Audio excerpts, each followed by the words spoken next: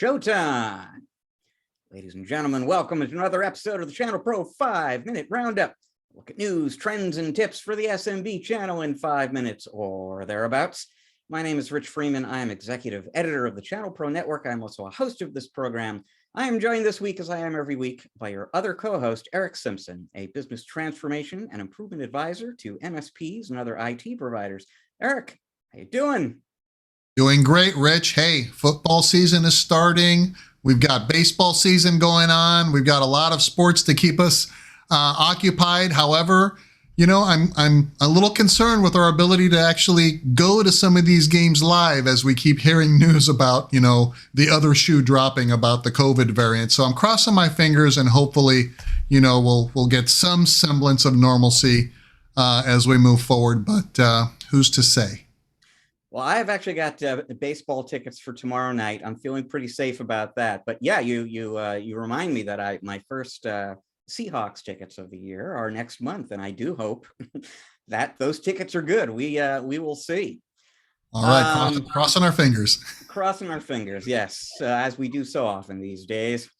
So let's dive into our top story of the week here. It's actually a few days old as we record this right now, but I thought this was interesting. So I know that as I talk to channel pros, and this has been true for weeks, really for months now, anytime the topic of hiring comes up, it's pretty clear that people are having a lot of trouble, you know, finding good folks to bring on board.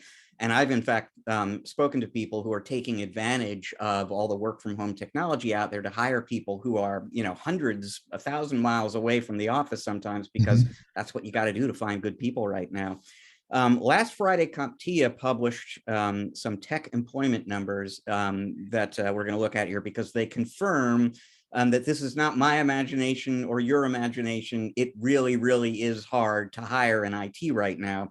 And specifically what they said is that as of July, the unemployment rate in the tech sector here in the US was at a 2-year low, 1.5% unemployment in technology-related jobs here in the US. And during the month of July, the tech sector companies added 10,700 workers. So they hired 10,700 people. They also posted 318,000 new jobs. And it kind of gives you a sense for the gap out there between supply and demand right now. So if you are having trouble finding people, it's not just you. It is everybody everywhere. It is hard to find good people. And in a way, Eric, this might be a week for you to give us 2 tips of the week. What the heck should people do to find employees right now, given that they're dealing with 1.5% unemployment? Yeah, it's a challenge that we've been battling since before, you know, COVID. You know, just historically, the last couple of years, I mean, the unemployment has been at historical lows, and never, you know, better than in the tech sector. We know from, you know, previous stories we've covered, you know, the dearth of security experts, you know, that we need now and will need in the future. And this kind of rolls back into, you know, every facet of of technology as well. And so I think from my perspective, you know, and kind of based on some conversations and some engagements I've been having with some partners just very, very recently, it's very important not only to try to hire new folks, but I think it's probably equally or even more important to do everything that we can to hold on to the staff that we have. So I've been having some really in-depth conversations, Rich, with partners around succession strategy, around incentive and comp, and different things that they can do to try to hold on to their existing staff. Because, you know, even back when I had my MSP, nothing has changed from the headhunter's perspective, right? They're still calling down and getting a hold of our staff and seeing if they may be interested in, you know, discussing other opportunities. So, you know, not only do we have a challenge in hiring new team members, but we also have that struggle to retain the talent that we have. And in fact, if we do a really good job of creating a very effective an attractive succession strategy with documented comp for every role and some incentive programs and rewards that scratch the itch of technical resources like, learning new and different technologies, increasing their competencies, playing with the new toys, things like that, then we'll have a better chance of attracting those other IT professionals that may be looking for a better opportunity, that may not be getting what they need in some of these other areas in their existing organizations, because it's not all about salary or comp in many of these cases. Yeah, no, I mean, it's a seller's market with respect to IT talent right now. And yeah, I think you're absolutely right that that has implications both for hiring, but also for retention. So let's segue into your second tip of the week here. I mean, we're in this very challenging labor landscape in the IT industry right now. You maybe have to adapt some of your settled practices. But there are other situations, Eric, where adapting is maybe not the wisest thing to do on a regular basis. Well framed, Rich. Well framed. Hurrah. Yeah, so the tip of the week is, again, just from recent experience, me working with partners and understanding that, there still are some of us out there that have made it kind of a practice or a norm to customize our agreements for individual clients or customers. And what that means is, a recent conversation I had with a partner is like, yeah, every one of our agreements is a little bit different. Well, guess what? That really makes it difficult on several levels for your client and for yourself. So let me tick off some of the challenges from a client's perspective. Okay, so I've customized an agreement specifically for a particular client. So there's no standardization in this scenario, and it's priced specifically for them. So what does that do for us? Well, because we haven't standardized on our services, the client feels like, it's more of a transactional type of an agreement because you've customized something very specific for me, which means that now you've set an expectation that makes it difficult to sell more consultative products and services to that client because of that kind of, expectation of the transactional nature of how you've crafted this particular agreement or solution for them. So then when you come to try to sell them something else, you may fall into that same trap. You're customizing that and maybe a little bit different pricing. It may cut a few corners, or it may be different or add something unique and different from another client where you may not have experience and expertise in that additional functionality, right? So you're making it challenging from a client's perspective to see you as more of a highly valued consultative strategist. You made it difficult for yourself now to easily upsell a client to maybe another bundle or suite of services because their existing agreement is customized. You made it difficult for your existing team to support these individual agreements because, can you imagine the conversation? Hey, I've got this ticket. Is that covered? Do we do that for them? Do we charge them for this? Or what's the SLA on this one? So it just creates a lot of unnecessary confusion. And so the way to fix this is to begin to adopt the philosophy that says, I'm going to standardize on what I deliver. These are my recommended products and services. I'm going to bundle them in a good, better, best type of a scenario. This is my preferred way of presenting them because when you're offering bundles and they're all standardized, and when you're selling them to your clients that way, it makes it easy for them to say yes. And once you have an existing client in one of your bundles, because you've structured different bundles with different value adds in each one, maybe with better SLAs, maybe with additional value in each successively higher price bundle, you can then go back to those existing clients and then upsell them to the next bundle up, right? Again, maintaining a very consultative, strategic relationship with them. And guess what the best part about it is, Rich?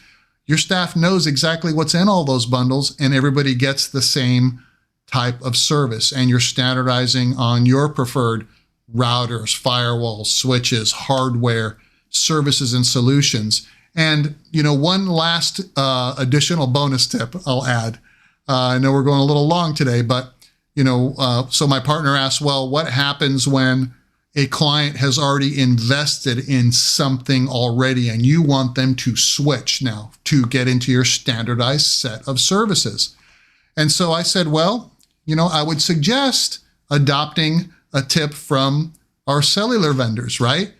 Offer to buy them out of that if it makes sense for you. So how do you do that? I don't suggest writing them a check for whatever it costs, but give them credits over the life of the agreement. Hey, if you'll sign a longer term agreement, we'll buy you out of that piece of hardware or that service so that we can now roll in our preferred solution or service for that. Again, maintaining your ability to become expert and specialize in the things that you recommend instead of having to, maintain expertise in every device and service known to the planet for your techs, which makes that extremely difficult.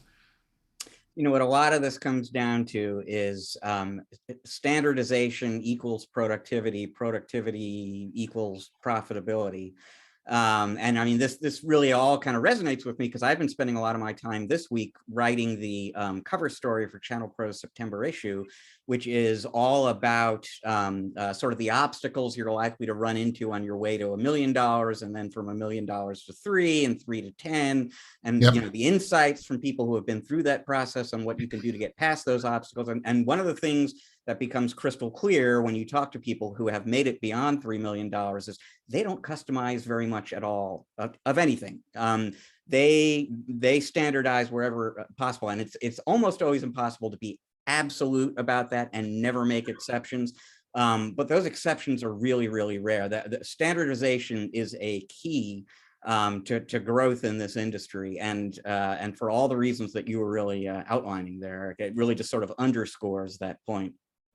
Right. Yeah. Expect some outliers, but make that the exception rather than the norm, and always price so that you're making your profit margin, right? Because that's the other thing when you're customizing things willy-nilly like this, it's a moving target whether you're going to hit your profit margin for every single agreement.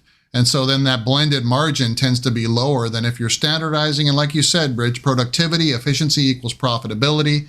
And it allows your sales team to sell much more effectively and efficiently because it's easier to teach someone how to sell through a process that offers these types of standardized services and solutions, and certainly increases the morale of your service delivery team. All right. So very important advice, good advice. Leaves us with time for just one more story this week. And of course, we are several days beyond the Olympics at this point, but there is one last Olympic story that I wanted to sneak in here. It concerns the mayor of Nagoya, the city in Japan. And it relates to something that I saw watching the Olympics that kind of made me wonder. I don't really remember seeing this in previous Olympics, but there were a lot of times where you saw somebody who won a gold medal kind of pretending to bite it. Well, I guess that's the thing to do these days, because the mayor of Nagoya was at a press event where he was honoring one of the winners, an Olympic gold medal winner on the Japanese softball team, and took her gold medal and didn't even pretend to bite it. He actually put it in his mouth. He pulled his mask off, first of all. Remember, there's a raging epidemic in Japan. He pulls his mask off and actually bites into the gold medal while standing in front of a backdrop used for the press briefing that urges people to wash their hands and socially distance to prevent COVID-19 infections. This did not go well on the internet. That may come as a surprise to you, but this generated some comments that maybe this wasn't the wisest publicity stunt to pull. Go figure, Rich. And I read a follow-up to this news story that indicated that the folks, the Olympic Commission or whatever, actually replaced that gold medal for that Olympian because of this whole kerfuffle. Politicians. Well, there you go. That is all the time we've got this week on the 5-Minute Roundup. Thank you so much for joining us, folks. We are both a video and a podcast these days. And so if you're watching the video, remember, you can also get us as a podcast on Stitcher and Spotify and Apple and Google and every place you get podcasts. If you do go ahead and subscribe to us there, please go ahead and give us that 5-star rating, if you will, and maybe even write a good review. It does help other people find the show. If you're listening to the podcast, you can watch us on video as well. We're on YouTube. Best thing to do is go to the ChannelPro Network channel there on YouTube and become a subscriber. If you click the little bell icon, you'll even get notified when new episodes become available. To read up on things like how difficult it is to hire and retain employees right now in the industry and get some good tips on dealing with that problem, all sorts of other issues, please visit channelpronetwork.com every day, because we have got awesome new content for you there every single day. And to learn more about Eric and the work he does with his clients, your destination should be ericksimpson.com. That is ERICK Simpson.com. So once again, thank you very much for joining us, folks. We're going to be back. Actually, you know what? I'm on vacation next week, Eric. We're not going to be back next week, but we're going to be back in 2 weeks with another episode of the show for you. And until then, please enjoy the rest of your week, ladies and gentlemen. Eric and I are enjoying the rest of your week already.